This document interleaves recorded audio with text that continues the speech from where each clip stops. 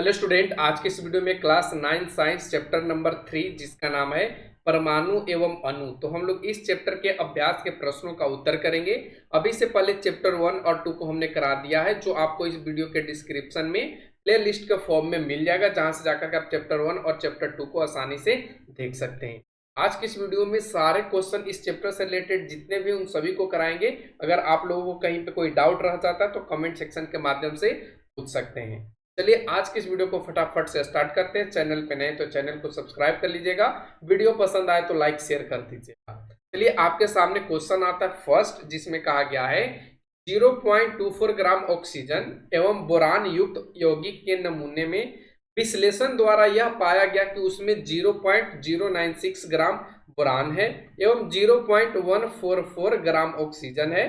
उस यौगिक के प्रतिशत संघटन का भरात्मक रूप से परिकलन कीजिए। यानी सीधा सा क्वेश्चन समझना आपको यह है कि आपको ऑक्सीजन और बोरान से मिल करके एक यौगिक बनाया गया है जिसका द्रव्यमान 0.2 ग्राम दे रखा है।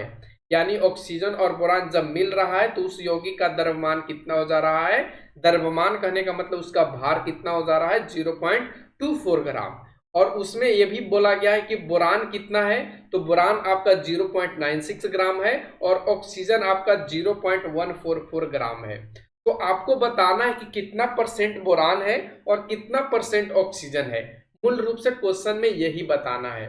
तो चलिए सबसे पहले जो जो चीज दे रखा है उसको एक बार लिख लेते हैं। जैसे कि आपके सामने यहाँ पे दे रखा है कि बोरान का द्रव्यमान कितना है, 0.096 ग्राम जो क्वेश्चन में दिया है वही को हमने यहाँ पे लिखा है। ऑक्सीजन का द्रव्यमान यहाँ पे लिख दिया है और यौगिक का द्रव्यमान लिख दिया है। ऐसा लिख देने से आपको सही रहेगा, आपको फुल नंबर मिलेगा, कहीं पे कोई दिक्कत नहीं आएगा। अब बोरान की अगर हम परसेंटेज निकालें, बोरान की प्रतिशतता निकालें तो कैसे निकालेंगे। तो टोटल जो यौगिक दे रखा है, एक बार फॉर्मूला अगर लिखना चाहें तो हम लिख सकते हैं कि बोरान की मात्रा बटा यौगिक की मात्रा, बोरान की मात्रा बटा यौगिक की मात्रा बटा कितना हो जाएगा, 100। उसी तरीके से अगर ऑक्सीजन का निकालना होगा तो ऑक्सीजन की मात्रा बटा यौगिक की मात्रा गुना कितना हो जाएगा, 100। अब यहाँ पे बोरान की मात्रा कितना है, तो 0.096 है और बोरान की यौगिक की मात्रा कितनी है, 0.24 है।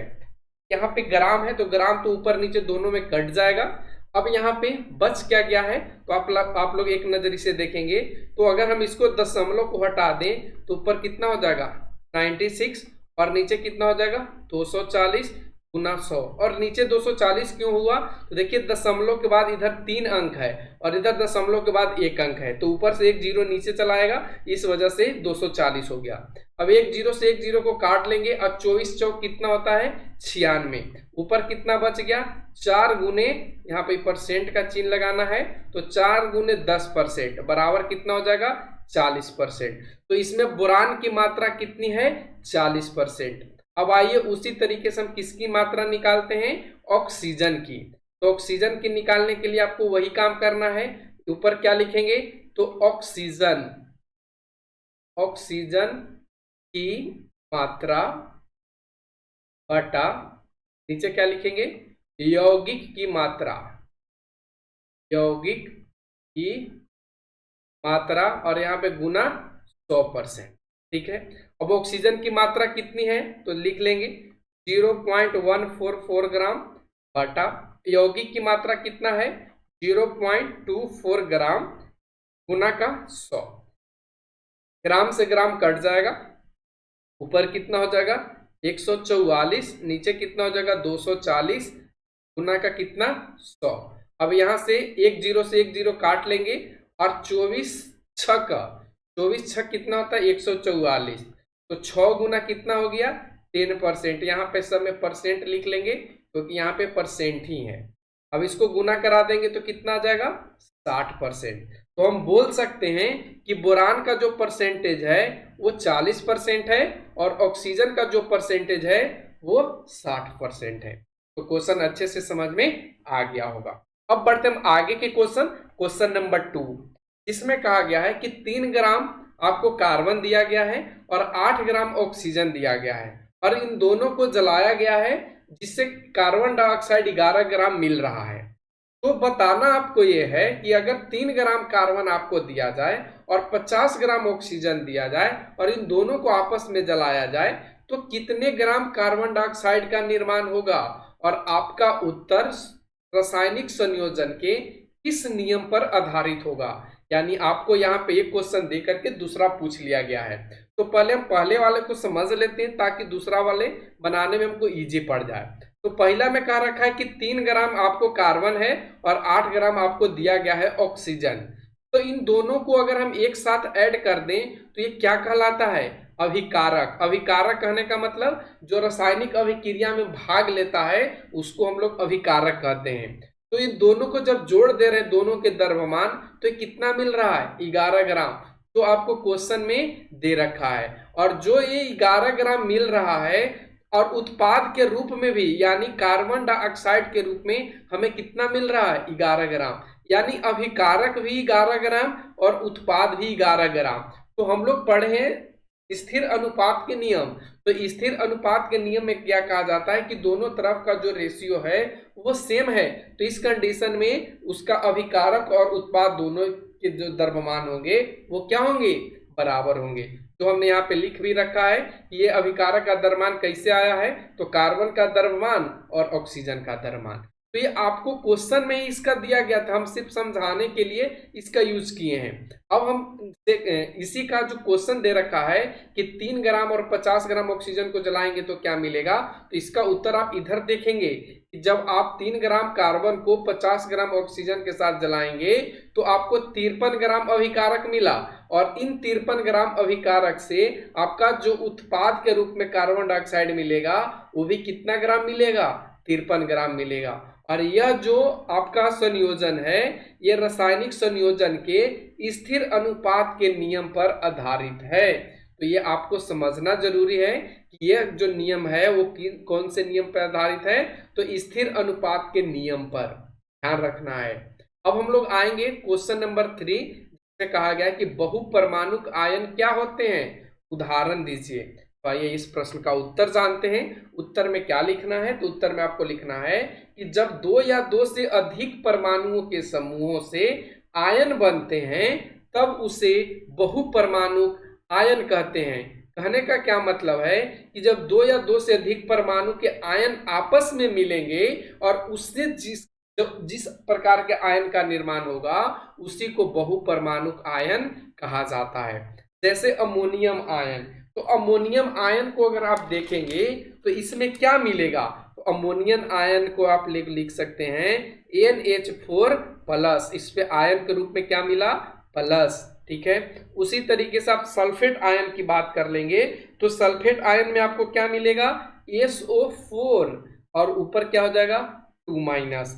उसी तरीके से अगर आप नाइट्रेट की बात कर लें तो इसमें क्या हो जाएगा NO3 और ऊपर लग जाएगा माइनस। ठीक है, तो ये आपके क्या है, बहुपरमाणुक आयन है। तो उम्मीद करते क्वेश्चन 3 भी अच्छे से समझ में आया होगा। अब हम आगे बढ़ते क्वेश्चन नंबर 4 जिसमें कहा गया है कि निम्नलिखित के रासायनिक सूत्र लिखिए। आपको सूत्र लिखना है जो आपको यहाँ पे सारे का हमने यहाँ पे लिख रखा है। जैसे मैग्नीशियम क्लोराइड क्या हो जाएगा MgCl2, कैल्शियम क्लोराइड क्या हो जाएगा CaCl2, copper nitrate CuNO3 aluminium chloride AlCl3, calcium carbonate CaCO3। ये सभी रासायनिक सूत्र हैं जो आपको लिख लेने हैं। अब हम आगे बढ़ते हैं क्वेश्चन नंबर 5 जिसमें कहा गया है कि निम्नलिखित यौगिकों में विद्यमान तत्वों का नाम दीजिए। जैसे आपको दिया है बुझा हुआ चूना, इसमें क्या है हाइड्रोजन ब्रोमाइड, बेकिंग पाउडर यानी खाने वाला सोडा। ठीक है, इसमें क्या है पोटेशियम सल्फेट। तो आइए बारी बारी से देख लेते हैं। सबसे पहले बुझा हुआ चूना, तो इसको हम यौगिक का जो सूत्र है वो कैसे लिखते हैं CaOH2। तो आपने जैसे CaOH2 लिखा तो इसमें आपको Ca का मतलब कैल्शियम मिल गया, O का मतलब ऑक्सीजन और H का मतलब हाइड्रोजन मिल गया। उसी तरीके से हाइड्रोजन ब्रोमाइड की बात करें तो इसको हम लोग लिखते कैसे हैं, तो HBr। अब HBr में आपको क्या देखने को मिला, हाइड्रोजन और ब्रोमीन। फिर अगला देखेंगे बेकिंग पाउडर, जिसको खाने वाले सोडा के नाम से जानते हैं। अगर इसका फॉर्मूला लिखें तो NaHCO3, NaHCO3। अब Na का मतलब सोडियम, H का मतलब हाइड्रोजन, C का मतलब कार्बन और O का मतलब ऑक्सीजन। तो आपने यहाँ पे सोडियम, हाइड्रोजन, कार्बन और ऑक्सीजन जैसे तत्व को देखा। अगला है पोटेशियम सल्फेट। तो पोटेशियम सल्फेट को लिखते कैसे हैं? K2SO4। अब K2SO4 में अगर आप देखें तो इसमें पोटेशियम आपको मिला K के फॉर्म में, फिर सल्फर मिला S और ऑक्सीजन मिला O। ठीक है, और इस तरीके से आपको यहाँ पे टोटल नाम लिख लें। अब हम लोग आते हैं 6 नंबर। 6 नंबर में देखिए करने के लिए क्या कहा गया है। तो आपके सामने यहाँ पे कुछ पदार्थ दिए गए हैं और उन पदार्थों को क्या निकालना है? मोलर द्रव्यमान निकालना है। क्या निकालना है? मोलर द्रव्यमान। तो मोलर द्रव्यमान निकालने के लिए क्या किया जाता है? तो सभी के जो वैल्यू हैं उनको गुना कर दिया जाता है। जैसे चलिए फर्स्ट को देखते हैं। फर्स्ट में दिया है C2H2। C2H2 क्या है? तो ये आपका एथाइन है। क्या है? एथाइन है। तो चलिए अब एथाइन को हम लोग कैसे बनाएंगे, तो यहाँ पे लिख लेंगे। थोड़ा सा यहाँ पे टाइपिंग में इधर हो गया, ए जुट गया है, तो आप इसको हटा लेंगे, खाली एथाइन है। ठीक है, अब एथाइन में सबसे पहले कार्बन का क्या होता है? तो C का मतलब 12 होता है। इसका मोलर द्रव्यमान कितना होगा? C का 12। फिर हाइड्रोजन H का क्या होता है? इसका द्रव्यमान तो 1 होता है। अब मोलर द्रव्यमान निकालेंगे। तो मोलर द्रव्यमान कैसे निकाला जाता है? तो हम लिखेंगे 12 इंटू 2 प्लस का 2 इंटू 1। अब इसको गुना करा लेंगे तो 12 दूना का 24 और 2 को 1 से करा लेंगे 2 इक्वल टू कितना आ जाएगा? 26। इसको कैसे लिखेंगे? या तो आप 26 ग्राम लिख लीजिए या आप लिखेंगे ग्राम पर मोल, 26 ग्राम पर मोल, और ये आपका क्या बन जाएगा? उसी तरीके से सल्फर 8 है। तो सल्फर के लिए क्या होता है? तो सल्फर का जो द्रव्यमान होता है वो 38 होता है। ठीक है, कितना होता है? 38 होता है। निकालना कितने अणु का है? 8 का। तो 8 निकालने के लिए क्या करेंगे? 38 को 8 से गुना करा देंगे। अब 38 को इधर साइड में 8 से गुना करा देते हैं तो 8 8 64 और 8 तिया 24, 24 अच्छो कितना हो जाएगा? 8 तिया 8 8 64। ठीक है, यहाँ पे किसकी सल्फर की बात की जाए, सल्फर का 32 होता है भाई, 32 1 से 38 लिखा गया 32। तो हम 32 में कितना से कराएंगे? 8 से। तो 8 दूना 16 और 8 तिया 24 1 25, तो कितना आ जाएगा?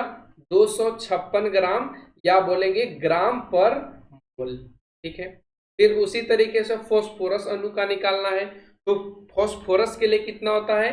तो P के लिए आपका जो बनेगा, ठीक है, फॉस्फोरस के लिए क्या बनता है? 31। कितना बनता है? 31। सल्फर के लिए 32 होता है इसका द्रव्यमान। तो 31 गुना क्या लिखेंगे? 4, और 31 को 4 से गुना कराएंगे तो 4 और 4 तिया 12। इतना ग्राम लिखेंगे? 124 ग्राम लिखेंगे या ग्राम पर मोल लिखेंगे। ठीक है, ये आपका आंसर बन गया। तो बहुत इजी है मोलर द्रव्यमान को निकालना। ठीक है, और उसी तरीके से हाइड्रोक्लोरिक अम्ल को निकालेंगे। तो हाइड्रोक्लोरिक अम्ल को निकालने के लिए हम क्या करेंगे? तो यहाँ पे फिर से वही करेंगे। H का जो द्रव्यमान होता है 1 होता है और क्लोरीन का कितना होता है?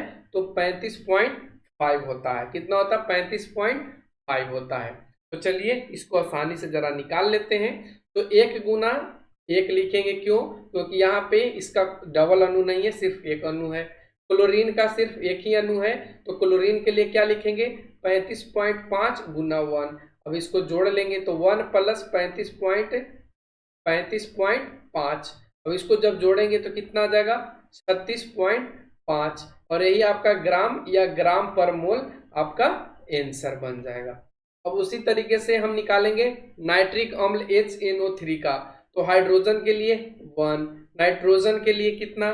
तो अभी जस्ट बताए थे, नाइट्रोजन के लिए लेना है आपको 14, और ऑक्सीजन के लिए कितना लेना है? तो ये आपका 16 ग्राम होता है। ठीक है, एक अणु की बात किया जा रहा है।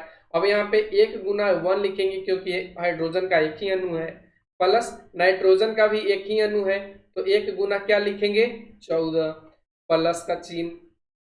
ठीक है, ऑक्सीजन कितना है? 16, और कितना है इसका अणु? 3। अब इसको आगे बढ़ा लेंगे तो 1 को 1 से गुना करा देंगे तो 1 आ जाएगा, प्लस 14 को 1 से कराएंगे तो 14 आएगा, प्लस 16 या 48। अब इसको जोड़ लेंगे, ठीक है। तो 14 एक 15, 15 प्लस कितना हो जाएगा 48, 8 5 13, 4 एक 5, 5 एक 6, यानी 63 ग्राम या ग्राम पर मोल। ये आपका क्या आ जाएगा, आंसर आ जाएगा। तो उम्मीद करते हैं सारे क्वेश्चन आपको अच्छे से समझ में आ गए होंगे, क्योंकि इस चैप्टर में अभ्यास के इतना ही प्रश्न दिया गया है। तो चलिए आज की इस वीडियो को यहीं पे समाप्त करते हैं। कैसा लगा कमेंट सेक्शन के माध्यम से जरूर बताइएगा। Thanks for watching, take care, bye bye.